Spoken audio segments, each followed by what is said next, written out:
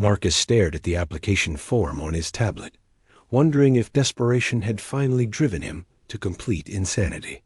The Interspecies Housing Exchange Program promised affordable rent in exchange for cultural immersion with alien exchange. Students.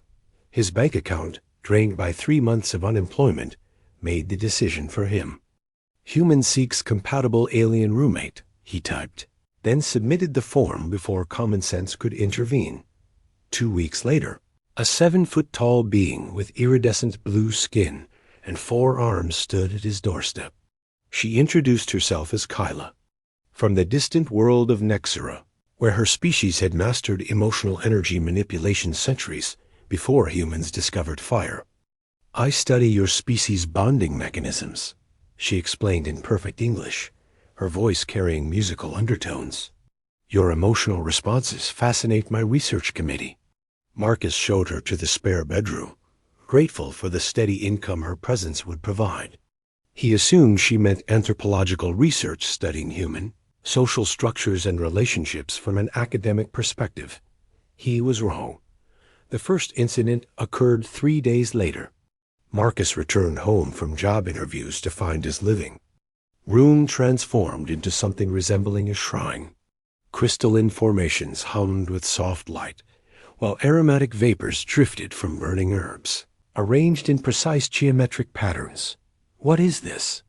Marcus asked, dropping his briefcase. Kyla emerged from the kitchen carrying a tray of steaming beverages that glowed with inner luminescence. Phase 1 of Nexran courtship protocols. I am practicing proper emotional attunement techniques. Courtship protocols? Yes, my species requires extensive preparation before attempting romantic bonds. We must learn to synchronize emotional frequencies with potential partners. She handed him a glowing cup. Drink this. It will help me read your emotional signature. Marcus backed away. I think there's been a misunderstanding. Kyla tilted her head, confusion evident in her large, luminous eyes. You agreed to participate in cultural exchange.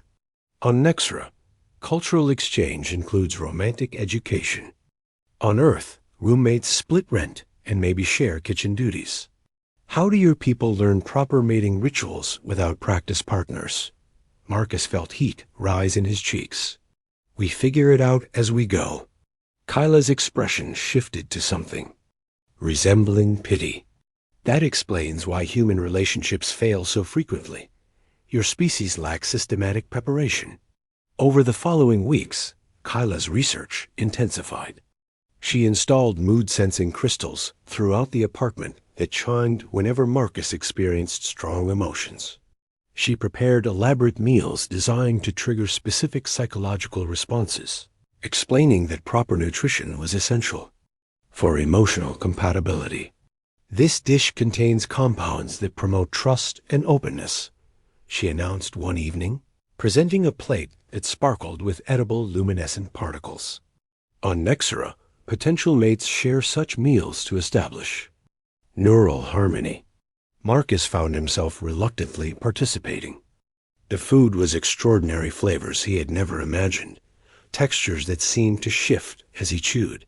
More concerning was how relaxed he felt afterward, as if chronic stress he had carried for years simply melted away.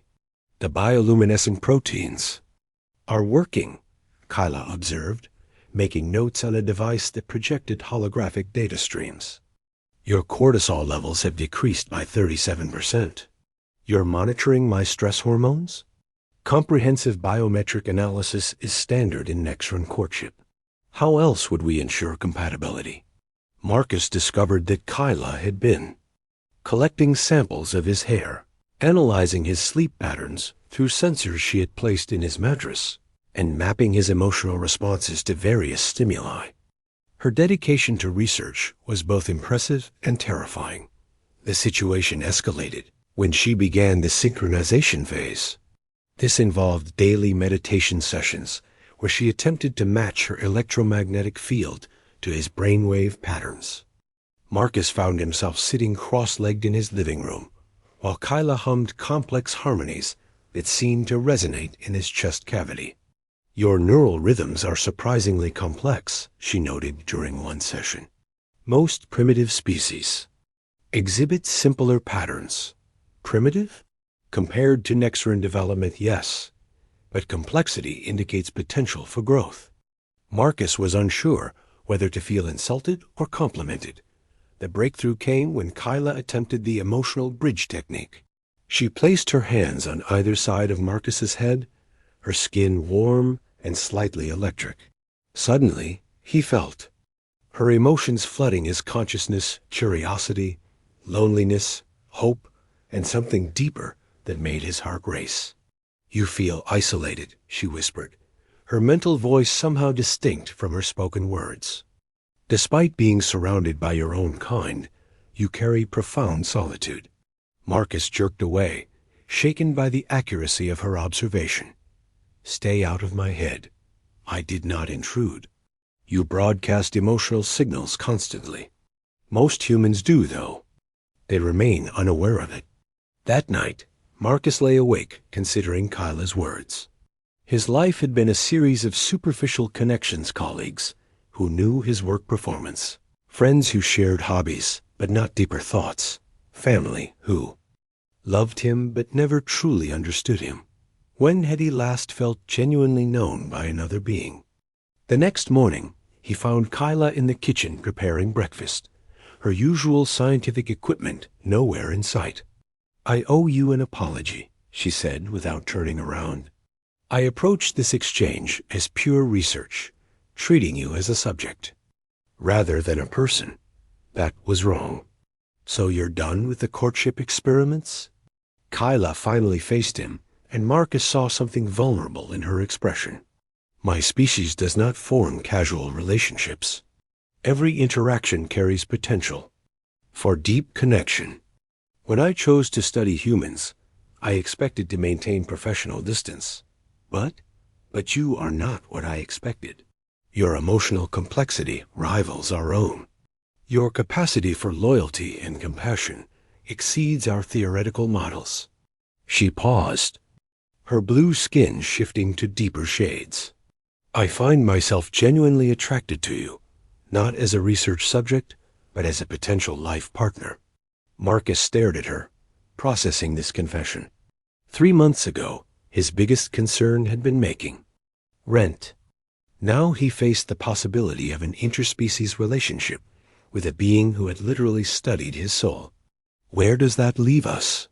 he asked. Kyla moved closer, her 4 hands making graceful gestures.